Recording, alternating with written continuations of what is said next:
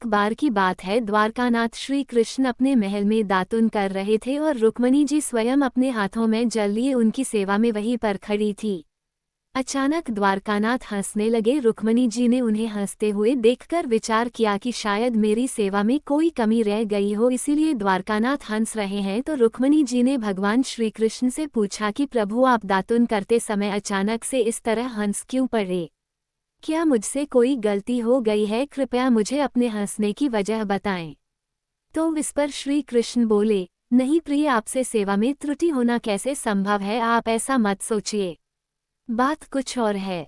रुक्मणी जी ने कहा, प्रभु आप अपने हंसने का कारण मुझे बता दे तो मेरे मन को शांति मिल जाएगी, अन्यथा मेरे मन में बेचैनी ही रहेगा। तब श्री कृष्ण ने मुस्कुराते हुए रुक्मणी जी से कहा, प्रिय देखो, वह सामने एक चिंटा चींटी के पीछे कितनी तेजी से दौड़ा चला जा रहा है। वह अपनी पूरी ताकत लगाकर चींटी का पीछा कर उसे पा लेना चाहता है। उसे देखकर मुझे अपनी माया शक्ति की प्रबलता का विचार करके हंसी आ रही है। रुक्मणी जी ने आश्चर्यचकित होते हुए कहा, वह कैसे प्रभु? इस चींटी के पीछे चींटे के दौड़ने पर आपको अपनी माया शक्ति की प्रबलता कैसे दिख रही है?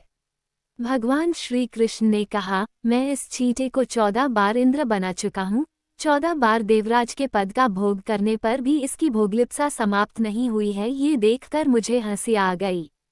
इंद्र की पदवी भी भोग योनि है। मनुष्य अपने उत्कृष्ट कर्मों से इंद्रत्व को प्राप्त कर सकता है। 100 अश्वमेघ यज्ञ करने वाला व्यक्ति इंद्रपद प्राप्त कर लेता है, लेकिन जब उनके भोग पूरे हो जाते हैं तो उसे पुनः पृथ्वी पर आकर जन्म ग्रहण करना पड़ता है। प्रत्येक जीव इंद्रियों का स्वामी है, परंतु जब जीव इंद्रियों का दास बन जाता है तो जीवन कलुषित हो जाता है और बार बार जन्म मरण के बंधन में पड़ता है। वासना ही पुनर्जन्म का कारण है। जिस मनुष्य की जहाँ वासना होती है उसी के अनुरूप ही अंत समय में चिंतन होता है और उस चिंतन के अनुसार ही मनुष्य की गति ऊंच नीच योनियों में जन्म होता है। अतः वासना को ही नष्ट करना चाहिए।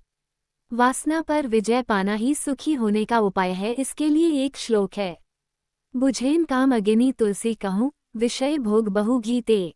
अग्नि में घी डालते जाए वह और भी धधकेगी। यही दशा काम की है। उसे बुझाना हो तो संयम रूपी शीतल जल डालना होगा। संसार का मोह छोड़ना बहुत कठिन है।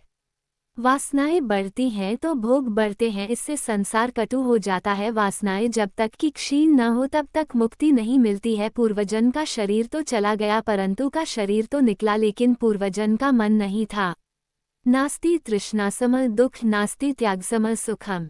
सर्वान कामा परित्यज्य ब्रह्माभूयाय कल्पते। तृष्णा के समान कोई दुख नहीं है और त्याग के समान कोई सुख नहीं है। मन, बड़ाई, स्वाद, प्रेमी, तृष्णा के समान कोई दुख नहीं है और त्याग के समान कोई सुख नहीं है। समस्त कामनाओं, मान, बड़ाई, स्वाद, शौकीनी, सुख, भोग, आलस्य आदि का परित्याग करके केवल भगवान की शरण लेने से ही मनुष्य ब्रह्म भाव को प्राप्त हो जाता है। उम्मीद है कि आपको जानकारी पसंद आई होगी। वीडियो अच्छी लगी तो वीडियो को लाइक करें और चैनल पर पहली बार आते हैं तो सब्सक्राइब करना ना भूलें। धन्यवाद।